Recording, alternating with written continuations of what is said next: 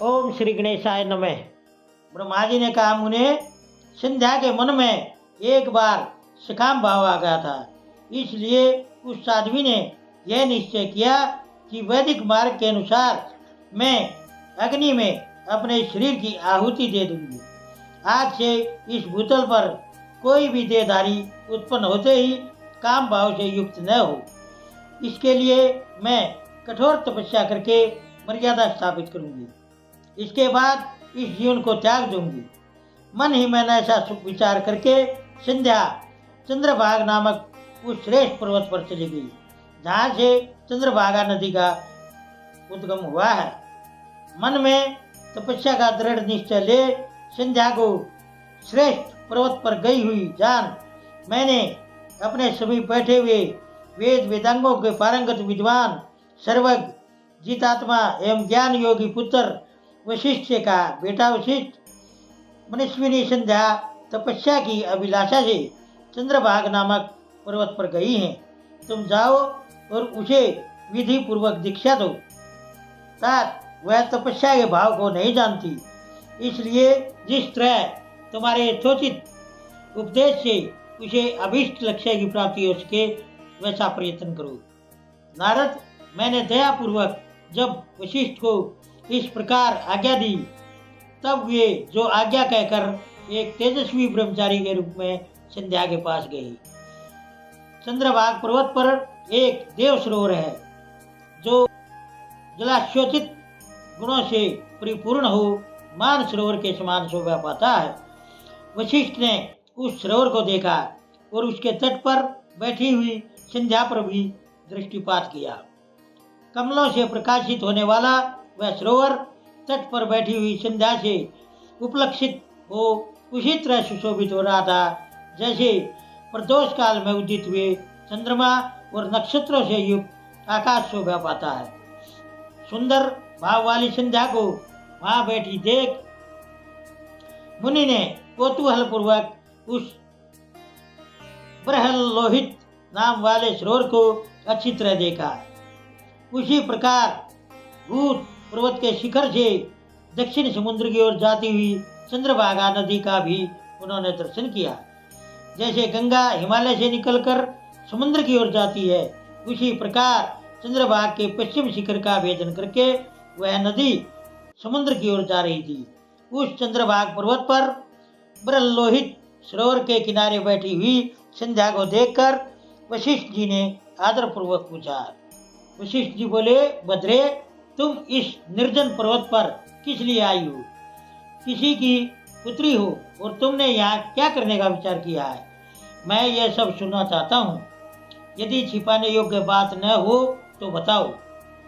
महात्मा वशिष्ठ की यह बात सुनकर संध्या ने उन महात्मा की ओर देखा। वे अपने तेज से प्रज्वलित अग्नि के समान प्रकाशित हो रहे थे। उन्हें देखकर ऐसा जान पड़ता था मानो ब्रह्मचर्य देह धारण करके आ गया हो।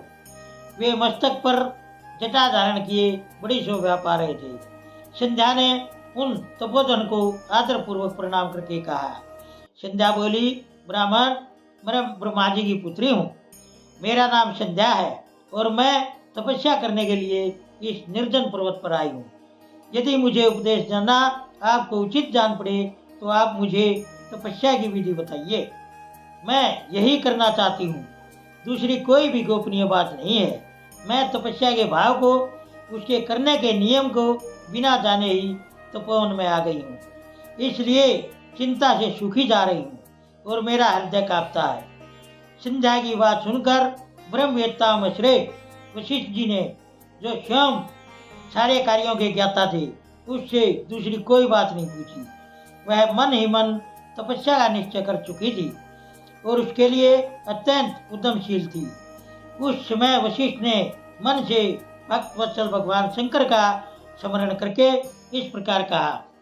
वशिष्ठ जी बोले, सुबानने, जो सबसे महान और उत्कृष्ट तेज है, जो उत्तम और महान तप है, तथा जो सबके परम आराध्य परमात्मा है, उन भगवान शंभु को तुम हृदय में धारण करो, जो अकेले ही धर्म, अर्थ, काम और मोक्ष के आदि कारण हैं। उन त्रिलोकी के आदि श्रेष्ठा अद्वितीय पुरुषोत्तम शिव का भजन करो। आगे बताए जाने वाले मंत्र से देवेश्वर शंभु की आराधना करो, उससे तुम्हें सब कुछ मिल जाएगा, इसमें संशय नहीं है। ओम नमः शंकराय ओम। इस मंत्र का निरंतर जप करते हुए मौन तपस्या आरंभ करो और जो मैं नियम बताता हूँ उन्हें सुनो। तुम्हें मौन रहकर ही स्नान करना होगा।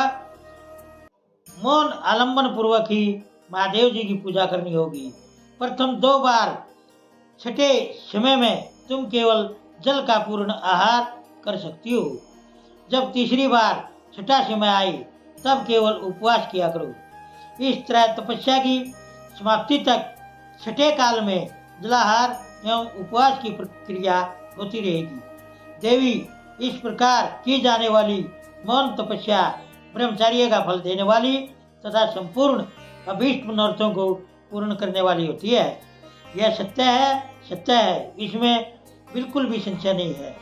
अपने चिंतन में ऐसा शुभ उद्देश्य लेकर इच्छा अनुसार शंकर जी का चिंतन करो। वे प्रसन्न होने पर तुम्हें अवश्य ही अभीष्ट फल प्रदान करेंगे।